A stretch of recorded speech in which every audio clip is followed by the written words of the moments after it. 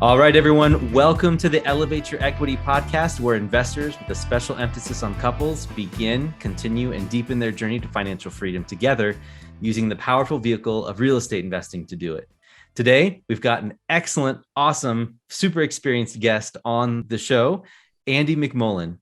Andy is a fund manager at Legacy Acquisitions, which is focused on partnering with world-class operators while delivering white glove service to its investors. Andy values his long-standing personal relationships with brokers, operators, institutional lenders, private equity firms, and has orchestrated over $750 million. You guys hear that? Almost $1 billion in commercial real estate transactions over a 20-year career. So we have a veteran here with us. Awesome. And a little bit more of a background. Andy graduated from UCLA with a degree in economics, and he's on the board of advisors for a number of top flight companies across the US and is active in many community and national organizations. And when he's not searching for deals, he's at home in San Diego. Great place to be, by the way. Love San Diego, with his wife and his 3 kids. Andy, awesome to have you on the show. How are you today? Oh, I'm doing great. Thanks, Sophie, Derek, having me on. I appreciate this. Yeah, I'm down here in San Diego. You guys bailed on me. That's why traveling on out of here. That was probably a foolish move, wasn't it? I don't think so. I think if it weren't for our roots, my wife and I have talked about moving many, many times. We bought a place right smack next to all the babysitters, the aunties and grandmothers. Oh, so we nice. can't leave for a little while until they grow up. That makes sense. That makes sense. Although, man, if you have to settle with somewhere, San Diego is not bad at all. I have to admit that. That's true. I can't complain that much until I get the tax bill. All right. So, Andy, I can tell from talking with you on a bunch of different occasions and different virtual meetups, and unfortunately, we've never met in person, but I'm looking to change that soon. You have a very long, vast career in real estate investing. So maybe you can take us back to when you first got interested in real estate investing. What was that like? Where did that spark come from for you? Well, the spark as an entrepreneur came really early on, right? My parents were both teachers, and they didn't discourage at all. They just didn't know how to help me, right? So they would buy me lollipops or, help me with the paper route, whatever that was. And even in college, I knew that I wanted to go the entrepreneurial route, but I wasn't sure exactly if it was going to be real estate. And just really by the luck of the draw, I had a buddy who had just taken a job at kind of a boutique real estate firm. It was an investment firm. They had a brokerage arm. They had a property management arm, an asset management arm, and owned a lot of kind of the office buildings in and around LA. So that's kind of really where I started to figure out that this is something that I could do. It was really difficult, obviously, just because I started off on the brokerage side, and after you get that draw, basically you're sinking or swimming. And so there were a lot of kind of, probably like you've experienced, Derek, like, you work for the W-2 and sometimes it doesn't really work for you, like real estate investing does. So eventually I kind of saw the light and started transitioning into buying some stuff, getting in the development game, and so mostly in LA, and then we kind of started to evolve outside of Los Angeles. Cool. I've always wondered what it was like to be a broker and you're seeing the same names over and over again in increasingly higher numbers, right? On either the buy side or the sell side, or both even. And you must be thinking to yourself, I mean, my commission's great, but how do I get to do what they're doing? Did you ever get any of that feeling? I'm just curious. But my experience was a little bit different. It was my mentor who started off as a broker, and then he started buying properties, and then he started passively investing in properties. And so, one day his assistant came in and just kind of slid a check across the desk while he was mentoring me on how terrible and my file sucked or whatever it was he was complaining to me about. And I had never even heard of this property. This check came across his desk with all these zeros. It was like, he was like so nonchalant about it. He said, "Oh yeah, I invested in that 3 or 4 years ago, and I was cycling out." And so I kind of realized that this momentum play, he could have 4 or 5 projects at a time. True, I could manage 4 and 5 transactions at a time, but they weren't paying me over and over again, right? I wasn't getting cash flow and appreciation and depreciation, loan pay down, and inflation hedges. So that's kind of when I started to like, hey, teach me a little bit more about this. I mean, I remember sitting in the office. It was a little bit different. I know I'm aging myself, but I was just trying to figure out what all the IRR and all of those kind of investment numbers meant. And we had these like old kind of HP calculators that you would just financial Oh, boy. calculators that you'd have to figure out. There's no Excel spreads really. So that's kind of when, I started to figure out, wow, he's getting paid this many times, and that money that he's getting paid back to him is leverage. It's not just the idea of compound interest, right? It's the idea of leveraged compound interest, right? So anyways, that was kind of where it started. That's very cool. So you must have looked at it from a very analytical point of view. You're familiar with the way that assets were managed. You were familiar with the space because you came from an economics background, and then you started working for a company that was doing it. And then you just kind of slid yourself into kind of starting to own properties. How did you do that? Because even back then, it must have been a daunting task for you. And I'm assuming that you were not married at the time. I was not. You were not No married. one would have married me back then. I don't think that's the No. case. Again, man. Anyway, My wife said she certainly, like, she knows friends of mine back then because she certainly wouldn't have married me. oh boy. What I remember about that time though, Derek, was that it was hard to get in and buy an office building, right? But you could kind of put a little bit of money here, a little bit of money there in some of the projects like we had as a boutique company. And then there were also, they were giving loans out, like Tic Tacs back then. So you could kind of get a maybe 3% down type of deal and Wow. partner up with somebody and rent it out. I mean, there's tons of horror stories along that, but I did get started. I was certainly trepidatious. I was certainly green, but I did force myself to start. And I think I've heard you talk about the paralysis of analysis. I mean, there was a lot of that for me early on, reading books about it. Robert Allen's probably a little bit before Kiyosaki, but books like that where it was multiple streams of income and whether it was creative wealth, those books, I really started thinking, well, maybe if you can do it, I can do it. So that's kind of how it started. Excellent.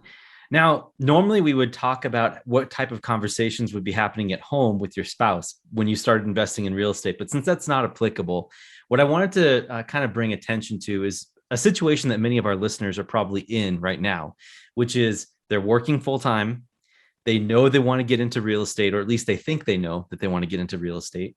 And someone like you said it before, you took action. You're like, I did something. I went in and I started to get in. Even if it was a little bit easier back then, relatively, you still got in and you made it happen. Do you have any advice for people who are maybe in that spot where they're single, or maybe they have a girlfriend or boyfriend or something, and they're looking to get involved in real estate while working a full-time job and trying to balance it all out?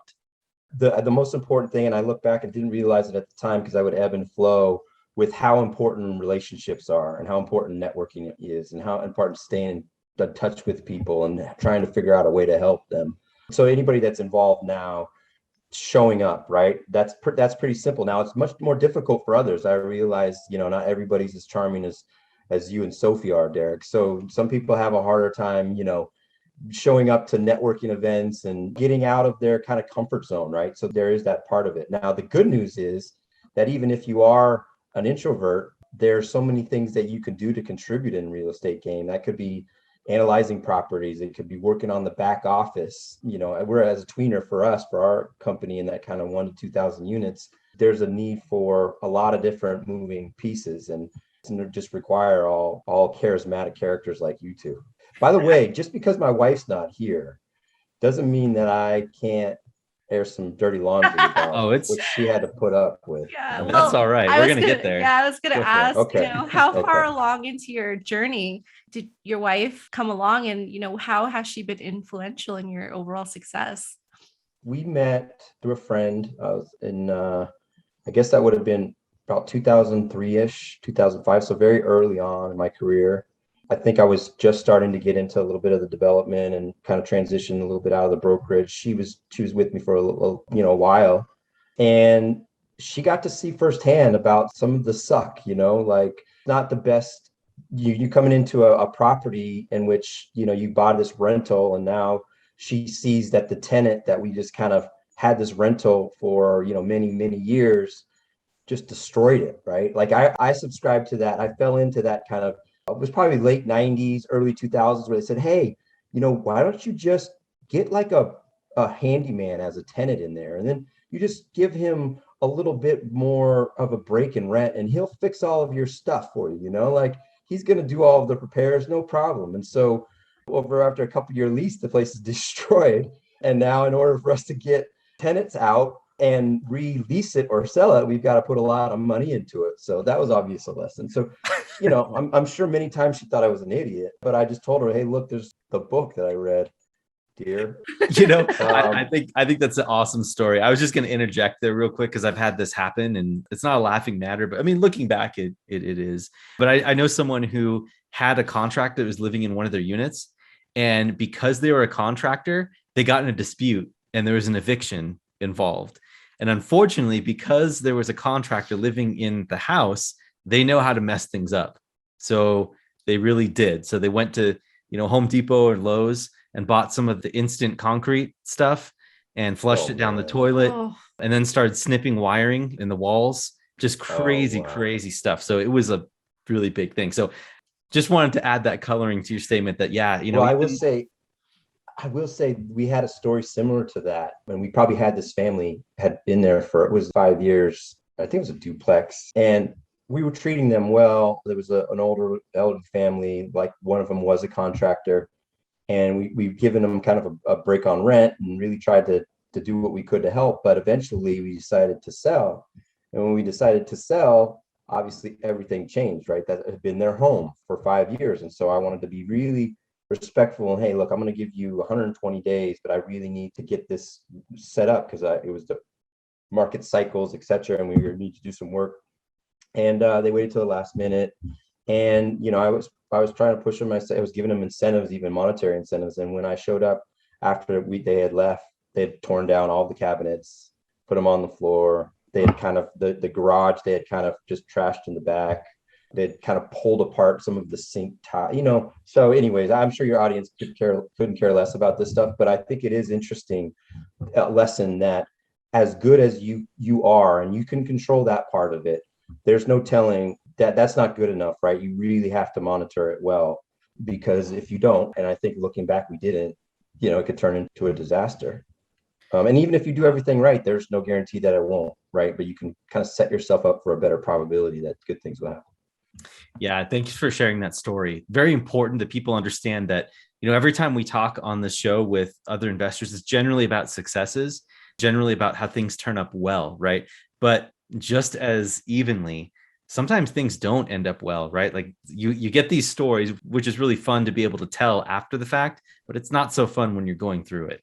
So let's jump back to kind of how your wife kind of is getting involved with the real estate business here. So when you guys got married, you were obviously already doing property and you're already investing, you're already doing all of this, right? Was there a learning curve for her to jump on to what you're doing? Or did she ever show an interest in real estate investing, or did it take some time? I'm just curious what her background is with all of this. Yeah, so she does have an interest in it. So she's a pharmaceutical co-connect scientist. So she's works in biotech in San Diego, and she's been at the same place for 20 years. And so obviously with her background, she is focused on that, and she's published some papers, and she's kind of in her own right ambitious, much more apparently than I am, but she does have her own gig. Now, she's always been curious about real estate. Her dad was a builder, so he had actually built a few of the homes in their neighborhood. So she was always kind of fascinated with single family. I don't think she knew a whole lot about commercial. And so to answer your question, Derek, that's different from kind of when your hard-earned money is going into something and you might not see it come back for a while. In her defense, there was a couple of terrible deals early on. I mean, I remember my first syndication was somebody that I had partnered with before, a mentor, and we bought this mixed-use property in Dallas, and very early on figured out after we lost, this was going to be a tough uphill battle. Like we were going to have to really work with the property managers and the contractors to fix this thing. And so she saw exactly how much work went into that. And as a result, this was over a 5-year process. It came to light that we were sued by a company we had never ever dealt with, which was a group, basically a foundation. And what we discovered after one of our partners had killed himself, one of my wife's friends who was a friend before, and then he basically felt like he was getting more and more under pressure with his current business. He was an RIA. He ended up packaging our building, unbeknownst to us, and putting it in a security, his RIA company, registered investment advisor company, and sold it down the river to some other people, right? Separate bank accounts, separate EIN numbers. So my wife has seen like me going through 2 years of, legal battles where obviously, there was no culpability in any such way, but that doesn't mean that we didn't pay a bunch of money in legal bills to defend ourselves. It doesn't mean that we can never get that time back in my life.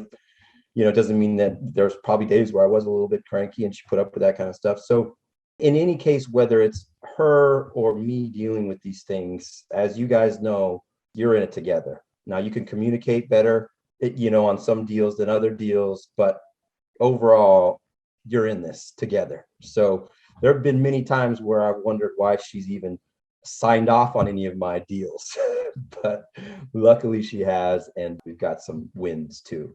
Wow, because this is such a fascinating story. And I know, again, it's painful probably to kind of relive some of these experiences, but for the benefit of our audience and for your audience too, what kind of conversations were happening at home?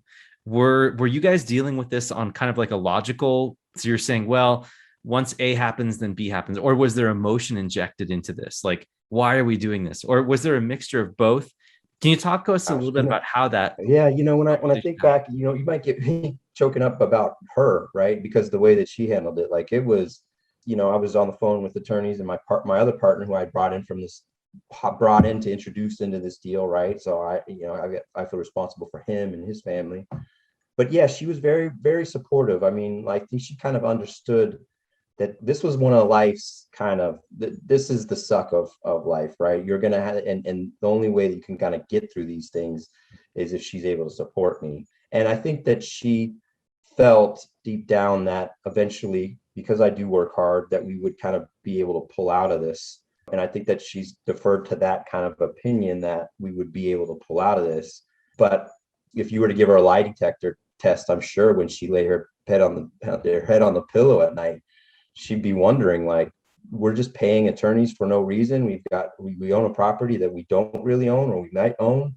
And, the person that basically was our friend, her friend as well, she spent much time with him, just out of the blue decided that he's going to steal investors' money, right? And so those kinds of things, they color the way that you view the world. Now we all know what the human condition is capable of, but there's also kind of add layer of, well, real estate, maybe it's easier to pull some of these things off. And so, so it took some time. I do have one question because, especially going through that, it sounds like you both went through that pretty early on, correct? Yeah, we've gone in early on, and there's been other times throughout. If you're in the real estate game and you're doing multiple deals, as you know, Sophie, there is not an easy deal, right? There's never, whether it's getting the loan, the lender has no recourse for just pulling out at the last minute, where there's a partner who says he needs to invest with you and then I can't, and then you got to come out either out of pocket or go back to investors. Whether it's reporting, whether you have no control over kind of foundation, there's hundreds of things that can happen. So as a result, Sophie, she's kind of seen, and she's in no way inured to it, but I think she kind of gets it's part of the process. Gotcha. It's part of the process. Yeah, that's why I was going to ask, like, especially for a lot of our listeners who are just starting their real estate journey, investing journey together, when you get burned so hard like that early on, how do you summon up that trust again to continue moving forward in the industry? Can maybe you walk through? Well, I'll tell you from mine, and it's not going to serve everybody, but I believe in him. And so I believe I've kind of had this view that none of this really belongs to us anyways. I'm on here to try to build out this kingdom, to try and help build these communities, to help transform these communities. And I don't know what else I'd be good at, honestly. I think if in my other life, I've always told her I'd want to be like a music producer. Like I'd want the shades, and I want to sit behind like the big board, and I want to like just kind of be in the background and great music.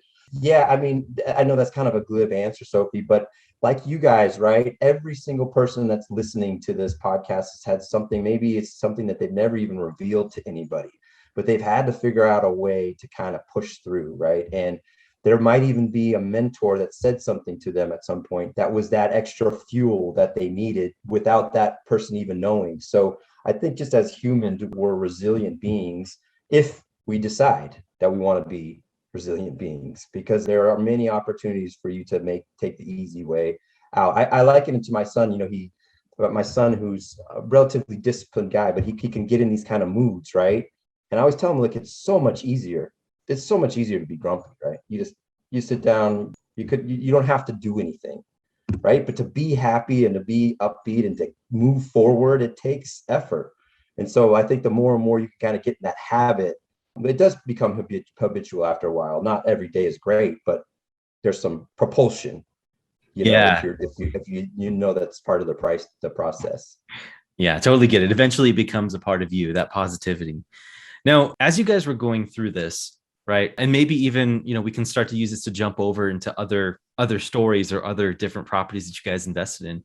Can you explain to me how maybe you drew strength from your spouse to do these properties and to continue moving on? Because I hear a lot about investors out there who end up going out and crushing it, right? Like they end up going out and they go from 0 to 1,000 units in their first year or something like that. But we don't know if that's really the true story. We don't know if they've destroyed relationships at home. We don't know if they're working with their spouse at all. That just doesn't ever get talked about. So what I'd like to hear is how you have been able to, if at all, draw strength from your spouse or your family to help you in your real estate business, not only in practical ways for like time, but, mindset and reframing and all of that. Yeah, absolutely. There's not a day that goes by. I'm not being just self-referential here. There's not a day that goes by that I don't thank God, because as you guys know, in marriage and relationships, there's a lot you can do to kind of help build them, but a lot of it's luck too, right? Like the fact that she is able to kind of see that from a high level, the fact that when I was in the office for later nights, she was able to take on the burden of the kids and be supportive. The fact that if I'm having podcasts and webinars and she's got, when we were during COVID, keep the kids downstairs, all that stuff in, and kind of making sure that I'm feeling okay about what I'm doing. Now, that's not without us having disagreements. One disagreement that we've recently had is, in California, there's a lot of equity that's being grown. And I remember what 2010 was like, where it was just flammable, right? And so we owned home in the South Bay of LA. And I just remember how quickly values just plummeted. So luckily we were able to get out some of that money in refinances.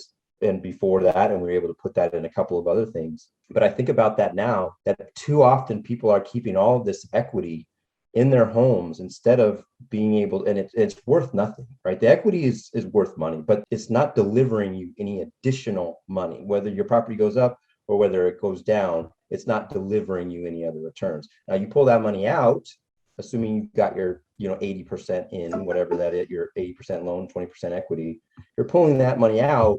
Now you're able to utilize that to buy properties that are appreciating, that cash flow, that have depreciation, that have loan pay down, and that are hedges against inflation, which are paying you basically 5 times, right? And that's kind of the power of what we were talking about, this compound leverage. So my wife understands how difficult that is to kind of say, hey, look, this is our home. Like, I don't care if it goes down. This is where I want to be. I don't care if it goes down or if it goes up. And we had this discussion, and she would even understand it logically after we had many and many of these conversations. But there's something very kind of visceral with the idea of, like, you're going to basically pull this nest egg out for hundreds of years. It's been kind of the power of whatever net worth is for, the American dream. And you want to put this out in apartment buildings and built to rent development projects. And so she capitulated. I don't know, not as much as I'd want, but enough that she's able to see kind of now the new investments that's yielded and how they're performing, and how that extra cash flow, which is more than the increase in mortgage amount, is coming home every month. Yeah, Andy, something to highlight for the listeners who maybe, obviously we can follow you, but for the listeners that maybe can't, I think what Andy is referring to, and Andy, feel free to jump in and correct me here, but essentially in California, where you have these houses worth millions of dollars, especially in San Diego, you have the ability to tap into the equity growth that happens in California by using a home equity line of credit called Heloc. And you can use that Heloc money as cash to buy other investments or buy investment pieces of other investments out there. And I think what you were talking about was being able to, putting leverage on your own residence, right? Something that you own outright, that's your domicile, and putting it at risk, so to speak, right? Yeah, or And even other properties that we own, the same kind of correct. thing, right? If there's equity Yep. there in that place, we pull it out. But I'm actually referring to a refinance with cash out, because in that case, you're paying a little bit less than you would for a HE loan or a HELOC. Lock. Yeah. So if you had pulled out a couple $100,000 and you might be paying 3% on that money, as opposed to on a HELOC, whatever money you pull out, maybe you're paying 6 or 7 in some cases. And so obviously, if you pull out a couple $100,000, that is going to increase your mortgage payment a little bit. Maybe it's, a couple $100. But if you're investing that $200,000 and it's yielding you 6 or 7% preferred return every month, that money exceeds the amount that your interest rate, and it gives you those additional benefits that we referenced early, because real estate has the power to pay you so many times, through those other vehicles. So that's what I was referring to. And I think it's probably one of those myths that people still have a hard time wrapping their brain around, which is, wait a second, you want me to take some equity out of property that I own? I mean, that's equity, that's value. But if you understand that value can be leveraged into more value on another property, then you kind of see how wealth can be leveraged and created. Yeah, I completely agree. As we were talking with a few people who were wanting to get started in real estate investing back when we were living in the Bay Area, the first couple of folks that were interested in this, they had no idea that you could even do something like this. And when we sat down and did the math, you can see that there's an arbitrage, right, on the cash flow component. But that's just the cash flow component. So you're borrowing money at 3.5% or 4%, and then you're making 6 or 7%. That's just the cash flow. There's also the appreciation, the depreciation too, on that rental property. And then you have the equity capture, being able to buy it at a discount, all types of these 5 ways that you're able to make the money, make more money on real estate. Paying your loan down, exactly, making money from that. 100%. And the other thing that I think people really should consider is just inflation. Some people, like, the eyes roll to the back of their head when they hear that word. Like, I don't care, Andy, really. I don't care about deflation. I don't care about hoblets. I don't care about inflation. But the point is that if you've got that money sitting in your equity in your house, that money, if it's 5% inflation, is basically worth 5% less every year that you leave that kind of flammable equity in your home. Now, on the flip side, if you put that on the balance sheet of the bank and say, hey, look, why don't you hold that additional money? That means that you're paying them 5% less every year, right? Because the amount of your money is worth that much more. So I think even if you just consider those 2 things that Derek mentioned, which was just a cash flow arbitrage between the cash flow and the new mortgage payment and inflation, just those 2 things alone. And then you take into consideration, if you're lucky to live in an area that's appreciating, which most places are these days because supply is so slim, and then depreciation with cost segregation if you're doing, investment opportunities in which you can basically now collect money from your properties, but tell the IRS that you lost money, and they want you to tell them that you lost money. I always feel like it's become a little bit more, I don't want to yell at people, but I think if people understood what this was, there would be a revolt. Like, if more people understood this real estate game, there would be a revolt. Andy, I couldn't agree with you more there. When I started learning about those 5 ways and started piecing it together in my head after talking with other investors in my area, that's how we got started. Is we met up with investors who were investing out of state from the Bay Area. To invest in California is a whole different animal than investing in Indiana or Ohio or something. And when we started talking with them about this and we started learning this, we're like, wait a minute. You get all these things, appreciation, depreciation, like all of this. Wait a minute. Isn't everyone doing this? And the person that my mentor was talking to at the time, he just shrugged his shoulders, said, knowledge. It's just, or people don't understand or don't want to understand. And so that's basically what it boils down to. Your financial planner is not telling you about this, right? There's no need for them. So that's where most people go, right? They go to a financial planner, they kind of set up their, whatever their portfolio is, or they see the stock market. and they can't tell them about this real estate opportunity. And I'm amazed. I have a blind spot because I've been doing this for a long time. I'm amazed at talking to really high net worth individuals that have had successful businesses, maybe even invested successfully in the market, and they have no idea this exists. Like 8% cash on cash.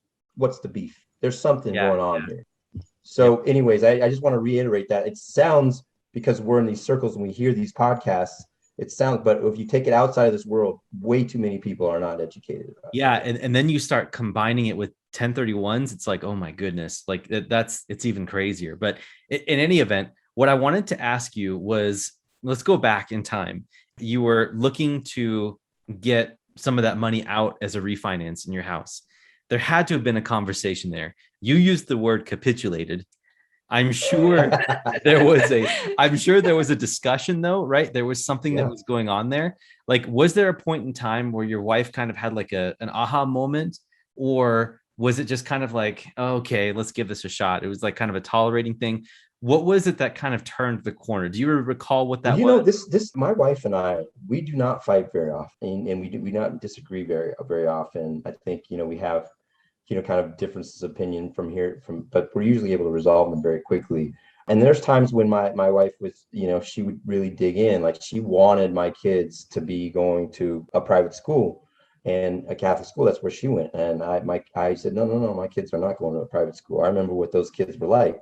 As a result, she was right, because they were still in school during COVID, right? And so that was something that I kind of, compromised on. And this one, I really felt like once he understood it, and that I might have to be patient and I might have to explain it more than a few times, because I knew that there was going to be that visceral reaction. So I do remember a relatively heated conversation we had at the table.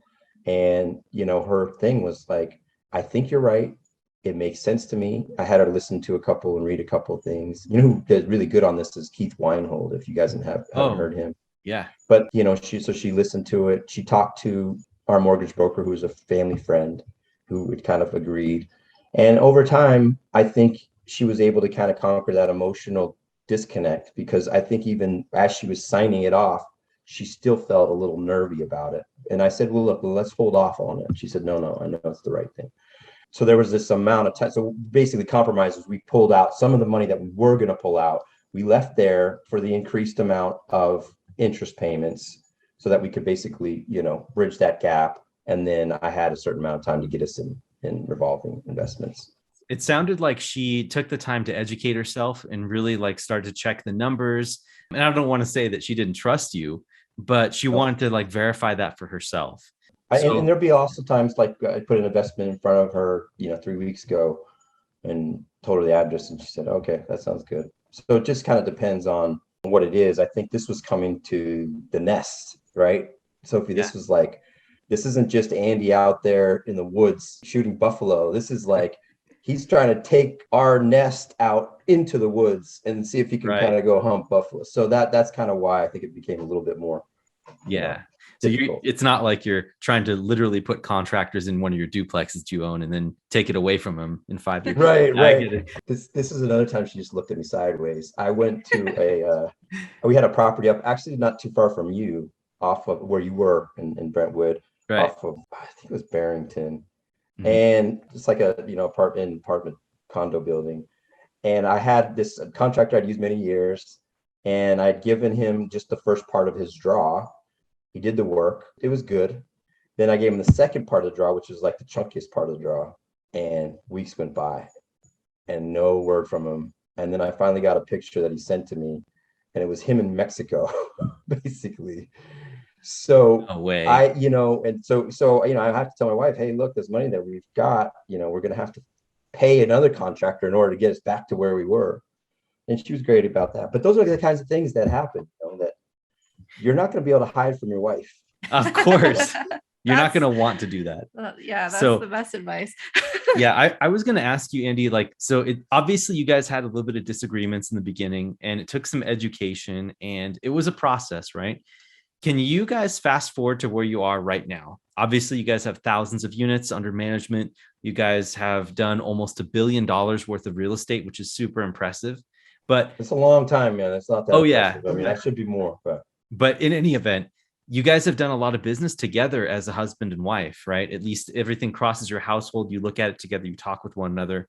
How has things changed now over the years? For our listeners, I want to kind of paint a picture for where it can be for them, where, you're working Yeah. with your spouse. So I'm reading this great book. It's called Halftime. It's Bob Buford. And the idea about it is that as a young person, you're kind of building for your future, and you're kind of focusing on how you build up yourself and how you improve yourself and how you improve your network, etc. And then you get to this kind of point, really, for me, the sweetest part of my life, which is my 3 kids are relatively young. We've got some passive income coming in, and we can focus a lot more on the kind of community oriented part of what we're trying to build together, right? And that might be just in our church community, it might be in other countries. My goal with my team legacy is that we think that we can build, we can transform, and it's not going to be us, just the main person on the deal, but we can transform 40 communities in a 4-year term. That's our goal. So we're going to do 5 this coming year. We'll do 10, 10, and then 15. And so that's kind of like, if we can make what we're doing bigger than just the cash flow, that's actually, we have the playgrounds, we have the apartment life, we have the partnerships with building out these communities, then it becomes even more rewarding, right? That's kind of where I think we are now. That doesn't mean that I turned off my ambition in any way. It's just that this ambition has been kind of channeled in a different direction. I'm a little less selfish than I was, that's natural life, right? Of course. And this was also something that you and your wife has worked on together, right? This is where like you guys are, and that's from the inspiration from the book, from Halftimes, from Bob Buford. But that was, that's partly from me. I think she's probably been there a little bit longer, right? She's been in the church community. She's been always well connected to the neighborhood, etc. But I think what we figured out now is we have these gifts that God has bestowed upon us. What are we going to do with them?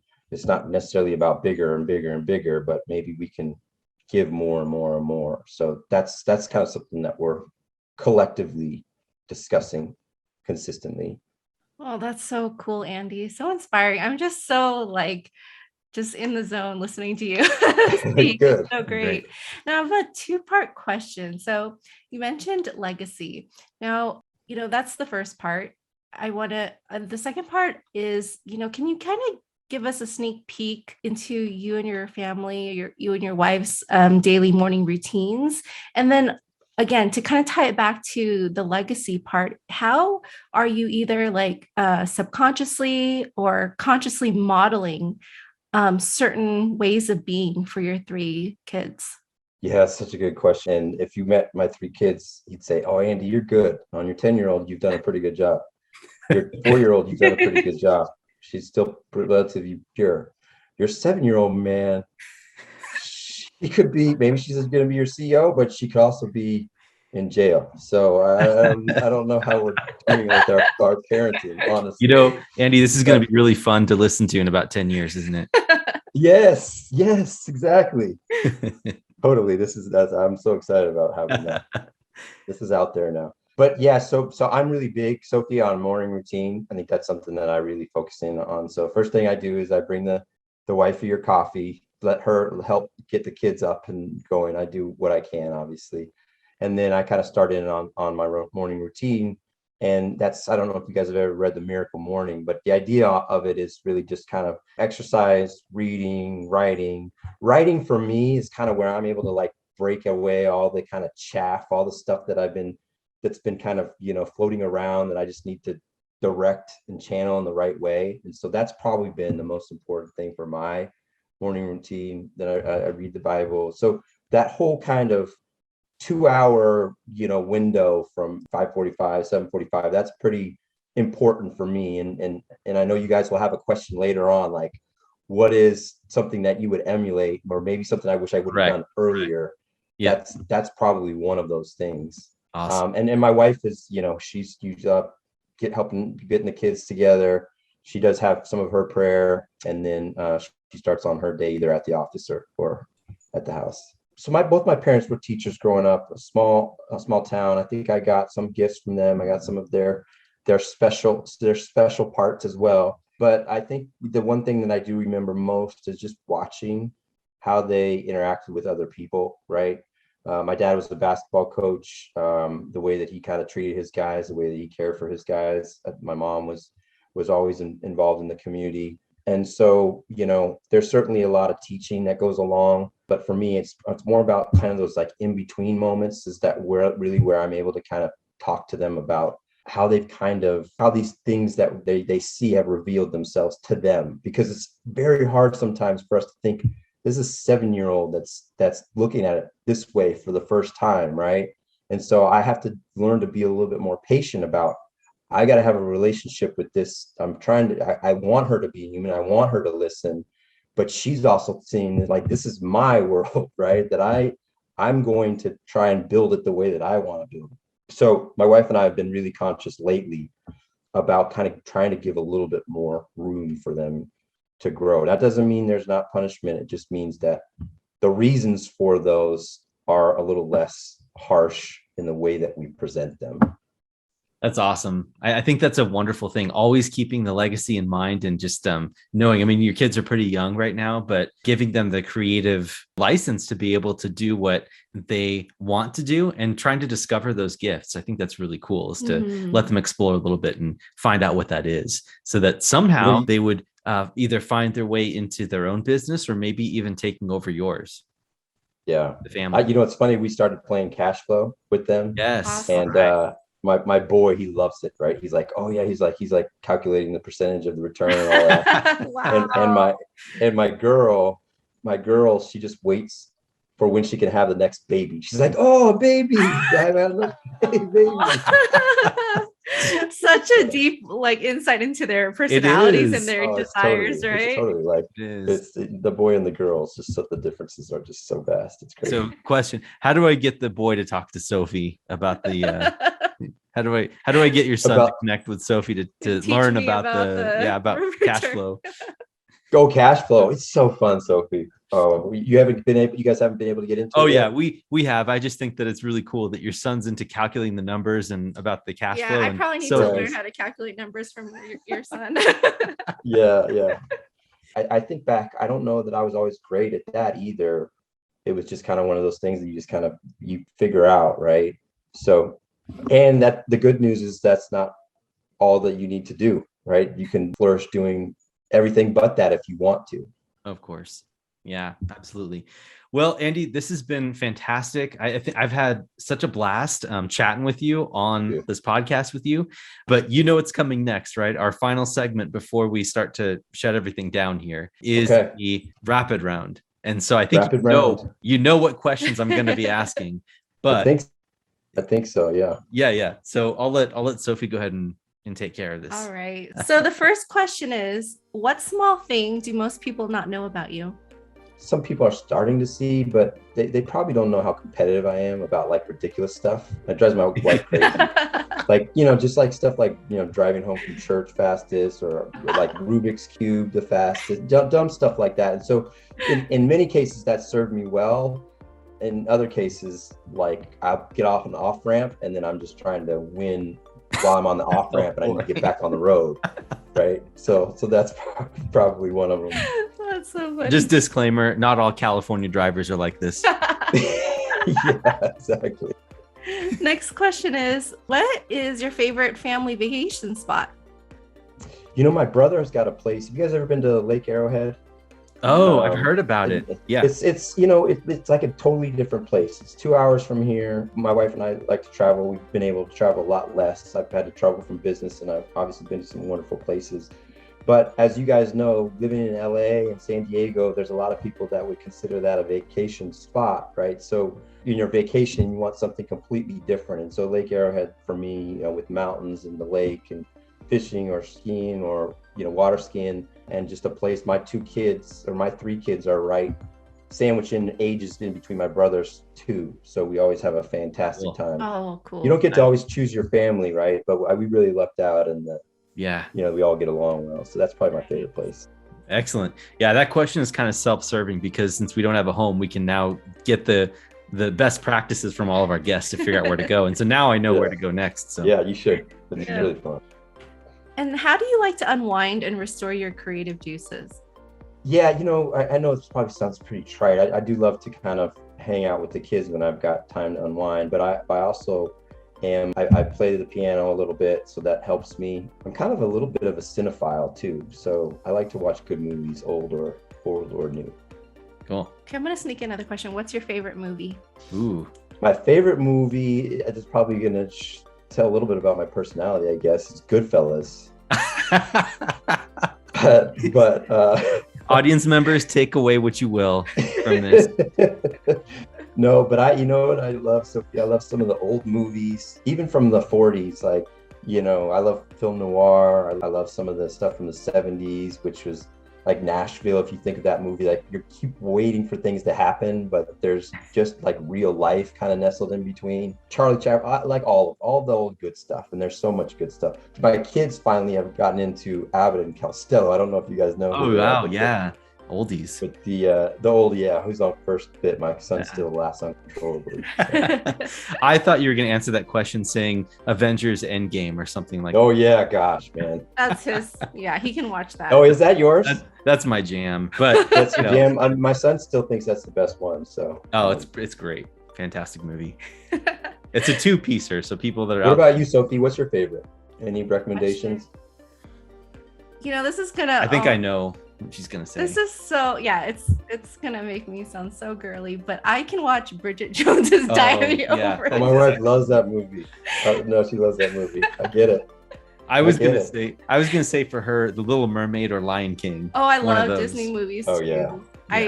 Both those are great. Moana, I can watch it. Moana. Okay. All right, let's move on. I never had too much of the taste for a lot of those old Disney movies.